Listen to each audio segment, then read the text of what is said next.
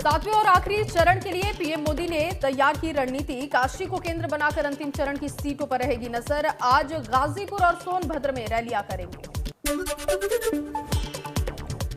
गृह मंत्री अमित शाह चंदौली, जौनपुर, आजमगढ़ की सीटों के लिए करेंगे प्रचार। तीनों जिलों में जनसभाएं कर जनता से मांगेंगे वोट।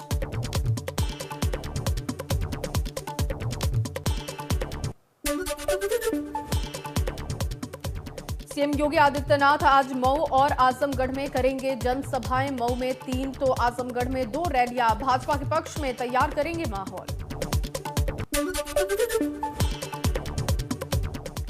भाजपा अध्यक्ष जेपी नड्डा के यूपी में आज कई कार्यक्रम हैं। सोनभद्र में दोपहर 1 बजे करेंगे जनसभा। वाराणसी में उद्यमियों की बैठक को करेंगे संबोधित। आज मऊ और आजमगढ़ के दौरे पर रहेंगी कांग्रेस महासचिव प्रियंका गांधी वाड्रा। ताबड़तोड़ जनसभाओं को संबोधित कर पार्टी प्रत्याशियों के लिए करेंगी प्रचार। आज जौनपुर के चुनावी दौरे पर रहेंगे सपा अध्यक्ष अखिलेश यादव। कई जगह कार्यकर्ता सम्मेलन में भी लेंगे हिस्सा। कार्यकर्ताओं को करेंगे संबोधित। सपा के समर्थन में यूपी चुनाव के रण में उतरेंगी पश्चिम बंगाल की मुख्यमंत्री। आज वाराणसी के दौरे पर पहुंचेंगी ममता बनर्जी। 3 मार्च को अखिलेश यादव के साथ करेंगी संयुक्त जनसभा।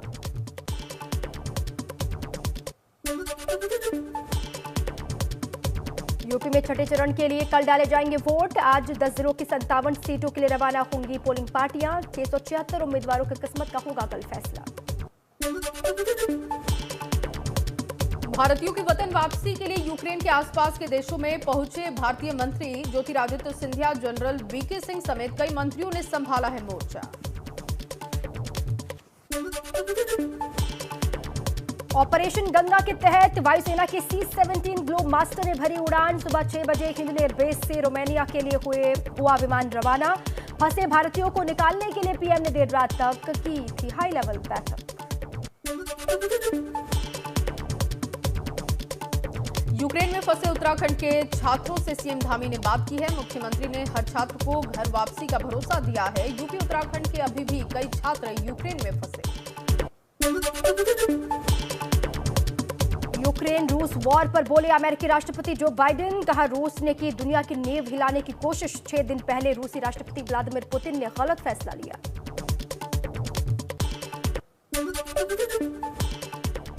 जो बाइडेन ने कहा कि रूस ने सोचा कि हम यूक्रेन को रौंद देंगे, लेकिन यूक्रेन के लोगों ने रूस को कड़ा जवाब दिया है, अपना साहस दिखाया है। यूक्रेन के लोगों के साथ खड़ा है अमेरिका।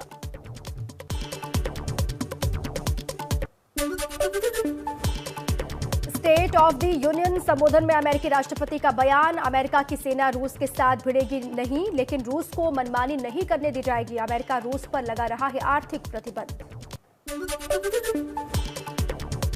जो बाइडेन ने कहा कि पुतिन इस वक्त दुनिया के इतने अलग थलग हो चुके हैं जितना वो पहले कभी नहीं हुए। यूरोपियन यूनियन ने करीब 27 देश इस वक्त यूक्रेन के साथ होने का भरोसा दिया है। रूस ने बिना उकसावे के हमला किया। यूक्रेन में भारतीय छात्र की मौत से मुजफ्फरनगर के छात्रों के परिवार में दहशत का माहौल बना हुआ है। अभिभावक भारत सरकार से सभी छात्रों के जल्द से जल्द सुरक्षित अपने देश लाने की मांग कर रहे हैं। गाजीपुर में अस्थायी हेलीपैड की जगह खेत में उतारा गया मुकेश साहनी का हेलीकॉप्टर। मुकेश साहनी ने इसके लिए जिला प्रशासन को ठहराया जिम्मेदार। मानकों की अनदेखी करने की कही बात। छठे चरण में कुल 2 करोड़ 14 लाख वोटर अपने मताधिकार का करेंगे इस्तेमाल। 1 करोड़ 14 लाख पुरुष मतदाता और 99 लाख 98 हजार महिला वोटर शामिल। छठे चरण के चुनाव के लिए 13,929 पोलिंग सेंटर और 25,319 पोलिंग स्टेशन बनाए गए। बलिया में अखिलेश यादव की जनसभा में मची भगदड़। सेल्फी के लिए मंच पर उमड़ी सपा नेताओं की भीड़। अखिलेश यादव को मंच से अपनी गाड़ी तक पहुंचने पर काफी मशक्कत करनी पड़ी। कुशीनगर में स्वामी प्रसाद मौर्य के काफिले पर पथराव। बीजेपी कार्यकर्ताओं पर हमला करने का लगाया आरोप। 1 दर्जन गाड़ियों के शीशे टूटे। प्रचार करने जा रहे थे स्वामी प्रसाद मौर्य के समर्थक।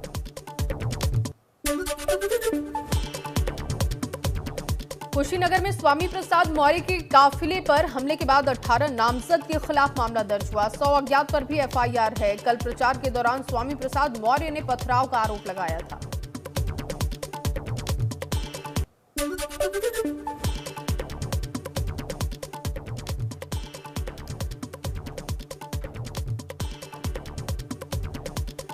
कुशीनगर में स्वामी प्रसाद मौर्य ने लगाया अपने काफिले पर हमले का आरोप, जिसको लेकर भाजपा पर जमकर किया वार।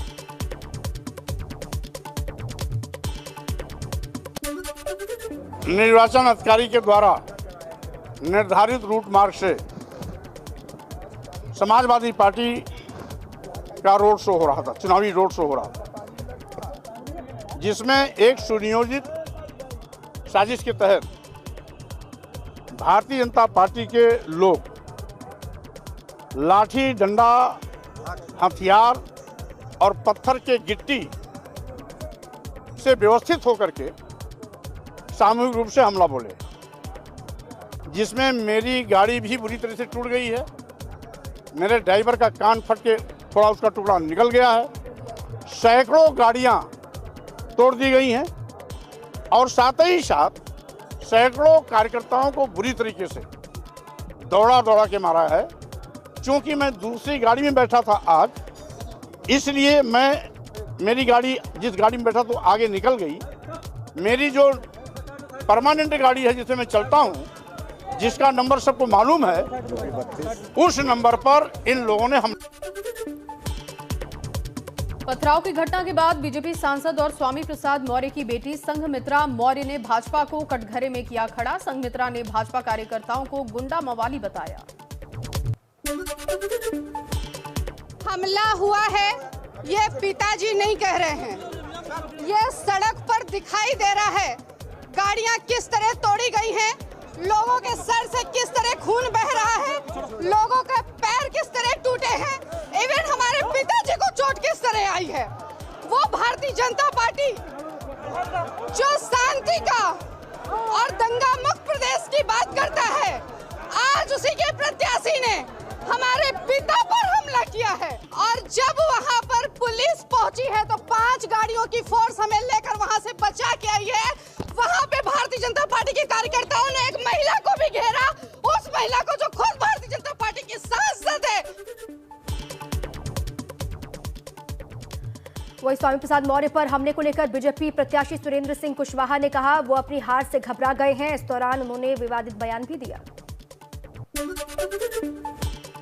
यही बात यह है कि वह हार से घबरा गया है और अपने साथ में जितनी भी गाड़ियां लेके चल रहा है, सब गाड़ियां बाहरी नंबर की है, 5000 नंबर की है, 32 की है, 80 की नंबर की गाड़ियां हैं वो, और सारे बाहरी गुंडे लेके घूम रहा है वो। काफिला हम लोगों का बहुत लंबा काफिला था। वह देख करके उसको ईर्ष्या हुई और उसके गुंडे जो है हम लोगों के ऊपर हमला बोल दिए। उसमें हम लोग की काफ़ी सारी गाड़ियाँ टूटी हुई हैं, चोटें आई हैं। एक लड़का जो है भर्ती है अस्पताल में। तो हमें तो यह लगता है कि वह माहौल बनाना चाहता है कि हम किसी तरह से मारा पीटी कर करके और एक भाजपा के प्रत्याशी को दबा देने का प्रयास कर रहा है वो। उसको, उसके लोगों को, उसके गुंडों को कि फाइजल विधानसभा जो है शांतिप्रिय विधानसभा है, वो आकर के जो माहौल बनाया है इसकी सजा उसको मिले। कुशीनगर में भाजपा सांसद संघमित्रा मौर्य से बदसलूकी। भाजपा कार्यकर्ताओं ने की संघमित्रा मौर्य से बदसलूकी। स्वामी प्रसाद मौर्य के प्रचार में गई थी संघमित्रा मौर्य।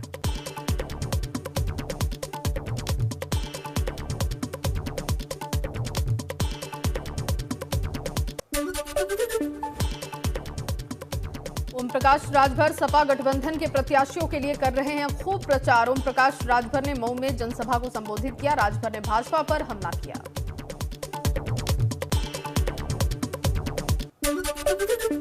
शिक्षा पे बात नहीं कर सकते, रोजगार पे बात नहीं कर सकते। उनके ललका सांड जो घूम रहे हैं उससे हम किसानों को कैसे निजात पहुंचा दें, नौजवानों को रोजगार कैसे दे दें, प्रदेश में देश में बढ़ती हुई महंगाई से कैसे हम निजात दिला देंगे। संविधान है, संविधान से देश चल रहा है। संविधान के दायरे में जो जिसकी जितनी हिस्सेदारी उसकी उतनी भागीदारी, हम ये काम कर रहे हैं। योगी बाबा बुलडोजर चलावें और चाहे वो पोपलैंड चलावें, और उनसे अगर पूछा जाए कि खाली ये जाति चीन के चलाते हो, अगर उनके नेता से पूछिएगा योगी बाबा से कि जाति चीन के चलाते हो, पिछड़े दलित अल्पसंख्यक पे चलेगा, ब्राह्मण पे बुलडोजर चलेगा, लेकिन योगी जी के बिरादर पे क्यों नहीं चलेगा? वहीं ओम प्रकाश राजभर ने किया जीत का दावा, कहा बनेगी सपा की बहुमत वाली सरकार। सरकार बन रही है। आप जहां खड़े हैं मऊ में 4 सीट जीत रहे हैं, बलिया की 7 जीत रहे हैं, आजमगढ़ की 10 जीत रहे हैं, अम्बेडकर नगर 5 जीत रहे हैं, गाजीपुर की 7 जीत रहे हैं, बनारस में 6 जीत रहा हूं। दो दिन के बाद बता दूंगा। मुरादाबाद में सपा सांसद एसटी हसन ने भाजपा पर साधा निशाना, ईवीएम को लेकर भी उठाए कई सवाल।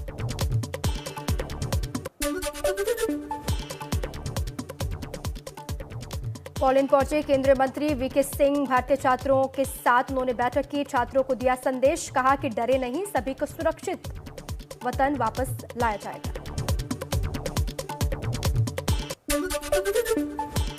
यूक्रेन में मेडिकल की पढ़ाई कर रहे खटीमा के तुषार सिंह आखिरकार सकुशल पहुंचे अपने घर। तुषार का उनके परिजनों और स्थानीय लोगों ने स्वागत किया, परिजनों में खुशी का माहौल।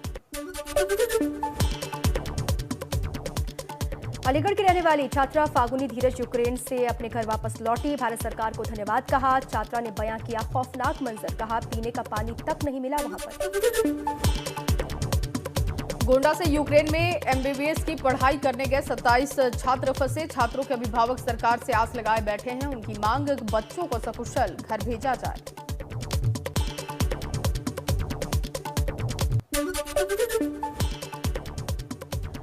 यूक्रेन से बुलंदशहर लौटे एमबीबीएस के छात्र मोहम्मद जैद ने भारत सरकार को कहा शुक्रिया, 3 महीने पहले एमबीबीएस की पढ़ाई के लिए यूक्रेन गए थे मोहम्मद जैद। गाजियाबाद की एक सोसाइटी में पार्किंग को लेकर फ्लैट ऑनर को किराएदार के साथियों ने लोहे की रॉड से पिटाई कर दी। घटना में पीड़ित को गंभीर चोट आई है, पुलिस ने गंभीर धाराओं में मुकदमा भी दर्ज किया, 2 आरोपियों की गिरफ्तारी। अलीगढ़ मुस्लिम यूनिवर्सिटी में हादसा, डिवाइडर से टकराकर हवा में उछली कार, हादसे में प्राइवेट टीचर हुआ घायल। लखनऊ में प्रसपा नेता के घर पर दर्जनों गुंडों ने तोड़फोड़ की है, जानलेवा हमला किया, तोड़फोड़ का वीडियो वायरल हुआ।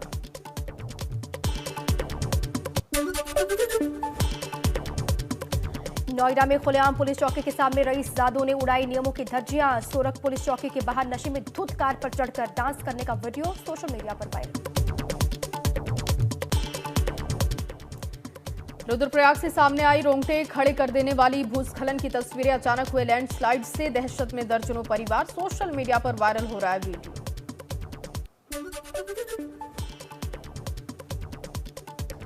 हल्द्वानी के रेलवे बाजार स्थित सेंट्रल बैंक में लगी भीषण आग, फायर ब्रिगेड की 2 गाड़ियों ने बामुश्किल आग पर पाया काबू, बैंक के सभी दस्तावेज और सामान जलकर खाक।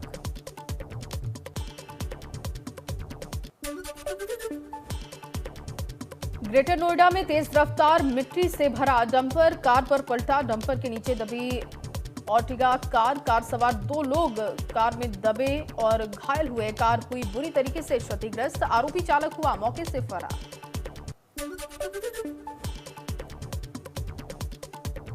बहराइच में खेत की रखवाली कर रहे युवक को बाघ ने बनाया निवाला, युवक का शत विक्षत मिला शव, बाघ के हमले से पूरे गांव में दहशत।